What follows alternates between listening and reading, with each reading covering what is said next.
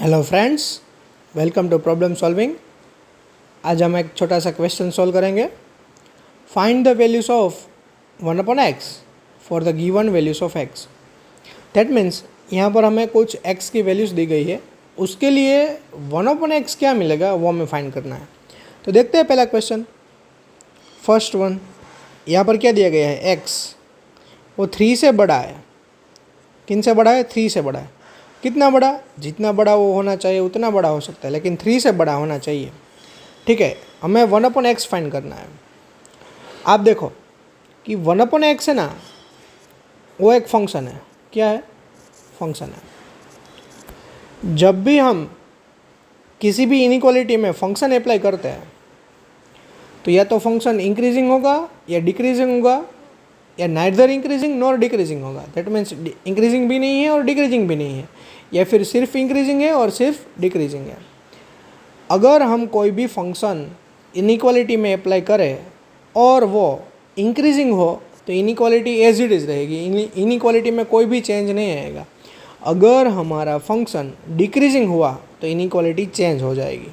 ठीक है, तो हम डिक्रीजिंग फंक्शन अप्लाई कर रहे हैं, एक्स का हम 1/x कर रहे हैं तो इनइक्वालिटी चेंज हो जाएगी। ठीक है, ये चेंज हो गई। और 3 का रेसिप्रोकल क्या होगा? 1/3। और इन्फिनिटी का रेसिप्रोकल क्या होगा? तो इन्फिनिटी कोई नंबर नहीं है। इन्फिनिटी क्या शो करता है कि भाई नंबर लार्ज पॉसिबल, नंबर जितना भी बड़ा होना चाहे हो सकता है। तो उसका रेसिप्रोकल करे तो छोटे से छोटा नंबर मिलेगा, 0 नहीं मिलेगा। आप 1 के डिवाइड में बड़े से बड़ा नंबर लिखते जाओ तो वो नंबर 0 के पास जाता जाएगा। यानी कि यहाँ पर हमें 0 लिख सकते हैं। ठीक है, 0 नहीं मिलेगा, लेकिन 0 के पास वाले सभी नंबर मिल जाएंगे। दैट मीन्स हमें 1/x कहाँ मिला? 1/x belongs to open 0 to 1/3। ठीक है, ये हमारा पहले वाला का आंसर। अब दूसरे वाला देखते हैं।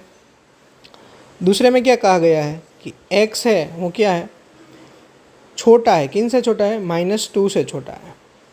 तो छोटा जितना भी होना चाहिए हो सकता है। तो छोटा कितना हो सकता है? -∞ Less than x less than -1/2। वही रेसिप्रोकल अप्लाई करेंगे तो क्या होगा कि भाई फंक्शन डिक्रीजिंग है इसलिए इनइक्वालिटी चेंज हो जाएगी। तो यहाँ पर इनइक्वालिटी चेंज, यहाँ पर 1/x इनइक्वालिटी चेंज।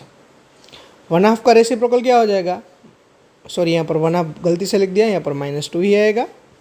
-2 का रेसिप्रोकल होगा -1/2। और -∞ का रेसिप्रोकल भी 0 के नज़दीक ही जाएगा, लेकिन किस ओर से? 0 माइनस की ओर से। दैट मीन्स ये 0 है, 0 के इस तरफ पॉजिटिव है, इस तरफ पॉजिटिव है और इस तरफ नेगेटिव है, तो इस ओर से जाएगा। ठीक है, तो ये -1/2 मान लो, तो इतना एरिया आएगा। कितना? ये वाला एरिया आएगा। ठीक है, तो हमारा आंसर क्या मिल गया कि 1/x belongs to open -1/2 to 0। ठीक है, अब तीसरा क्वेश्चन देखते हैं क्या है। x हमारा है -1 से 3 -0। थर्ड वन, ये थोड़ा डिफिकल्ट है, इसमें 2 केस बनाने पड़ेंगे। x बिलोंग्स टू, फिर से एक बार देख ले, -1 से 3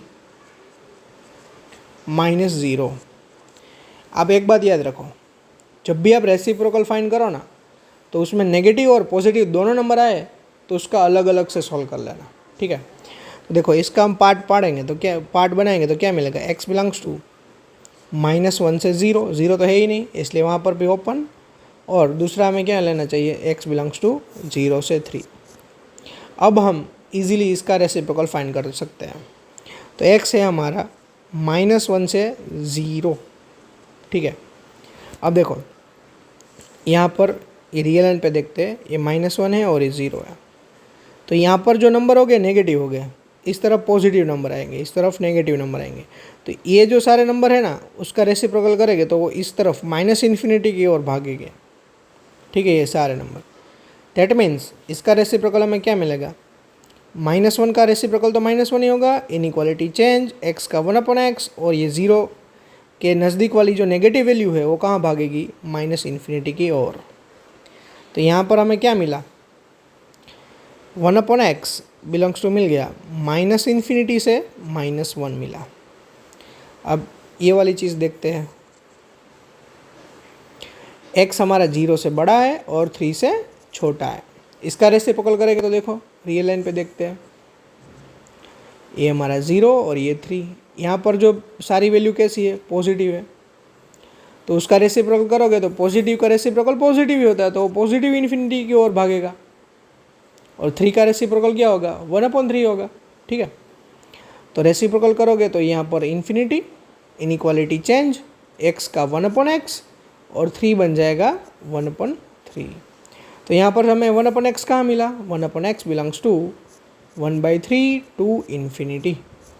ठीक है, अब हमें इन दोनों का यूनियन कर लेना है, क्योंकि ये यूनियन, ये जो हमारा पूरा इंटरवल था या फिर जो भी x दिया गया था उसके 2 पार्ट बनाए थे और दोनों पार्ट को अलग से सोल्व किया। अब इन दोनों को इकट्ठा कर देते हैं, तो हमारा फाइनल आंसर होगा 1/x belongs to -∞ to -1 union 1/3 to infinity.